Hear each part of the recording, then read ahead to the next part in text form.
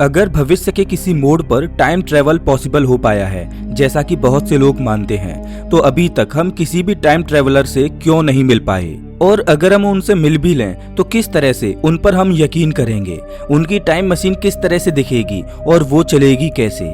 शायद हो सकता है कि भविष्य में टाइम ट्रेवलिंग बेहद खतरनाक हो और उन्हें कुछ रूल्स को फॉलो करना पड़े। दोस्तों, हॉलीवुड ने ऐसी बहुत सारी मूवीज बनाई हैं जिसमें फ्यूचरिस्टिक सिविलाइजेशंस भूतकाल में आकर हमें फ्यूचर के खतरों के बारे में बताती हैं और उससे बचाती हैं। लेकिन मैं चाहता हूं कि आप टाइम ट्रेवल को इतने बड़े लेवल पर इमेजिन ना करें। मैं आपको एक बहुत ही सिंपल सी सिचुएशन देता हूं, आप मुझे बताएंगे कि उसमें क्या करना होगा। अगर भविष्य से कोई टाइम ट्रेवलर आकर आपके भविष्य के बारे में अभी आपको बता दे तो क्या होगा? जो चीजें उसने आपको बताई हैं, क्या वो सब उसी हिसाब से रिपीट होने लगेंगी जिस हिसाब से उसने आपको बताई हैं? कितना सिंपल सवाल है लेकिन कठिन भी। मैं ये कहना चाहता हूँ कि बड़ी सिचुएशन जैसे कि प्लैनेट को सेव करने के लिए टाइम मशीन को यूज करना हमें वैलिड और बिलीवेबल लगता है, लेकिन एक सिंपल सिचुएशन जिसमें हमारी एग्जिस्टेंस पर सवाल हो तो हमारा दिमाग चक्कर खा जाता है। चलिए कोई बात नहीं, आज इस वीडियो में हम इसी सवाल के बारे में सोचेंगे और जानने की कोशिश करेंगे कि इसका जवाब क्या हो सकता है। 1998 में जॉन टाइटर नाम का एक व्यक्ति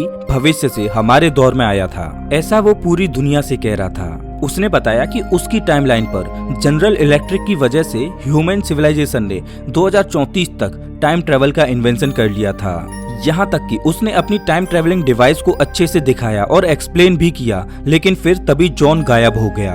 क्या वो जिस मिशन को करने आया था वो खत्म हो चुका था, या फिर जॉन केवल एक काल्पनिक व्यक्ति है जिसकी कहानी किसी ने ऐसे ही कह दी थी? अगर टाइम ट्रेवल सच में पॉसिबल हो पाया तो वो अल्बर्ट आइंस्टाइन की थ्योरी ऑफ रिलेटिविटी को गलत साबित कर देगा। अल्बर्ट आइंस्टाइन ऐसे पहले वैज्ञानिक थे जिन्होंने रियलाइज किया कि समय कोई कांस्टेंट चीज नहीं है। जैसे जैसे हम डीप स्पेस की तरफ तेजी से बढ़ते हैं तो समय हमारे लिए स्लो होता जाता है। आइंस्टाइन के मुताबिक समय एक 4th डायमेंशन की चीज है, स्पेस एक 3 डायमेंशन की चीज है जो हमें ऑब्जेक्ट की लेंथ, विड्थ और हाइट के बारे में बताती है। लेकिन समय ऐसी चीज है जो हमें रास्ता दिखाती है। दोनों चीज मिलकर स्पेस टाइम कॉन्टिनम को बनाती हैं। ये स्पेस टाइम कॉन्टिनम ग्रेविटी की वजह से सबसे ज्यादा बदल सकता है। ग्रेविटी एक तरह से स्पेस टाइम में एक बैंड की तरह है। ये अपनी प्रॉपर्टी की मदद से स्पेस और टाइम दोनों को बदल कर रख सकती है। लेकिन इस तरह की चीज करने के लिए आपको बहुत ही बड़े ऑब्जेक्ट की जरूरत पड़ेगी, जैसे कि एक ब्लैक होल। एक बड़ा सवाल ये आता है कि आखिर हम समय में अपने मन मुताबिक ट्रेवल कैसे कर सकते हैं? सबसे आसान और प्रैक्टिकल तरीका है स्पीड। अगर हम किसी तरह स्पीड ऑफ लाइट से ट्रेवल कर पाएं तो बाहरी दुनिया का समय अपने आप स्लो हो जाएगा और हम भविष्य में पहुंच जाएंगे। अब इसे और अच्छे से समझने के लिए भी मैं आपको एक प्रैक्टिकली प्रूव्ड एक्सपेरिमेंट के बारे में बताता हूँ। वैज्ञानिकों ने इस थ्योरी को प्रूव करने के लिए एक बहुत ही अनोखी चीज की। उन्होंने 2 एटॉमिक क्लॉक्स की मदद ली। एटॉमिक क्लॉक बिल्कुल परफेक्ट टाइम माप सकती हैं और छोटे से छोटे डिफरेंस को भी पकड़ सकती हैं। उन्होंने एक क्लॉक को हाई स्पीड जेट एयरक्राफ्ट में रखा और दूसरी क्लॉक को धरती पर रखा। इस एक्सपेरिमेंट के अंत में ये पता चला कि जो क्लॉक एयरक्राफ्ट में थी उसकी स्पीड पृथ्वी पर रखी क्लॉक से स्लो हो गई थी। हालांकि ये डिफरेंस बहुत ही छोटा था, लेकिन इसे देखना बहुत ही सिंपल था। अगर आप स्पीड ऑफ लाइट से भागने लगेंगे तो आपके लिए वक्त बहुत स्लो हो जाएगा, लेकिन बाकी के पृथ्वी पर रहने वाले लोगों के लिए समय बिल्कुल सेम स्पीड से चल रहा होगा।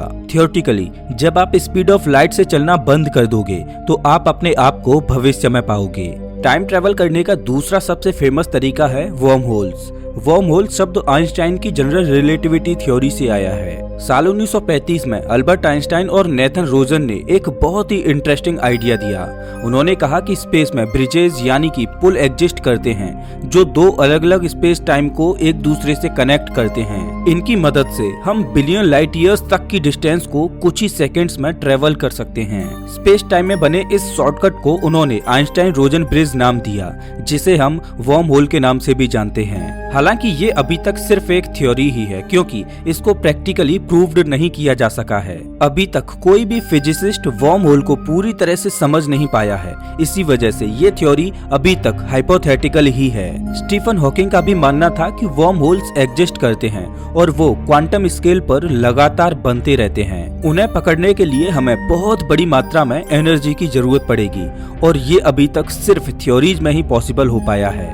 जनरल रिलेटिविटी और क्वांटम मैकेनिक्स की इनकम्पैटिबिलिटी की वजह से अभी तक कोई भी इसे प्रूव नहीं कर पाया है। फिजिसिस्ट ने ये अनुमान लगाया है कि वर्म होल्स हमेशा कोलैप्स करते रहते हैं और उनके अंदर जो भी जाने की कोशिश करता है उसे दबा देते हैं। तो अगर कोई टाइम ट्रेवलर वर्म होल से स्पेस टाइम में कुछ ट्रेवल कर भी ले तो ये नहीं कह सकते कि वो कभी वापस भी आ पाएगा या नहीं। और किसी भी टाइम ट्रेवलर के लिए वर्म होल तभी तक काम करेगा अगर वो वर्म होल के मुंह को देर तक खुला रख सके। इस काम को करने के लिए नेगेटिव एनर्जी या डार्क एनर्जी की जरूरत पड़ती है, जिसे अभी तक हम समझ ही नहीं पाए। अब एक बड़ा सवाल ये आता है कि जब टाइम ट्रेवल करना इतना ज्यादा मुश्किल है तो आखिर इसे इतना फेमस किसने किया? लोग सच्चे मन से ये विश्वास क्यों करते हैं कि टाइम ट्रेवल किया जा सकता है? कुछ लोगों का तो ये तक कहना है कि टाइम ट्रेवलर्स हमारे बीच बहुत पहले से रह रहे हैं। चलिए एक बार ऐसी ही कुछ घटनाओं को देखते हैं। साल 2008 के दिसंबर में चाइनीज रिसर्चर्स ने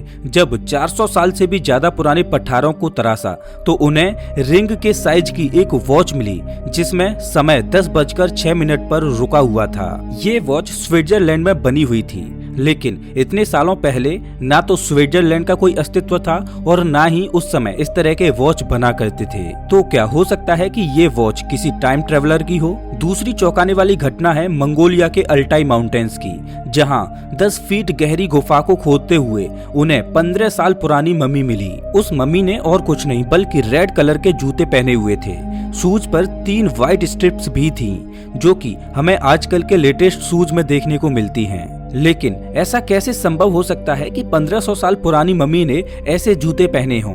अब सच क्या है ये सही बताना बड़ा ही मुश्किल है। साल 1998 में जब जॉन टाइटर यहाँ आया था तब उसने कहा था कि वो फ्यूचर से पास्ट में आया है। उसने अपनी मशीन को C204 कहा था। इस छोटी सी मशीन की मदद से उसने ग्रेविटी को कंट्रोल किया था और स्पेस टाइम में होल बनाया था। उसका कहना था कि इस मशीन की मदद से वो एक बार में केवल 60 साल ही पीछे जा सकता था।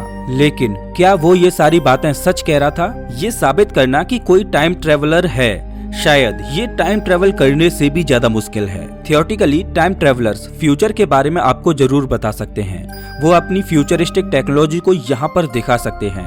यहाँ तक कि वो जेनेटिक टेस्टिंग करके भी प्रूव कर सकते हैं कि वो इस समय के नहीं हैं। लेकिन टाइम ट्रेवलर्स से मिलने का एक व्यक्ति ने बेहद ही सिंपल तरीका निकाला था।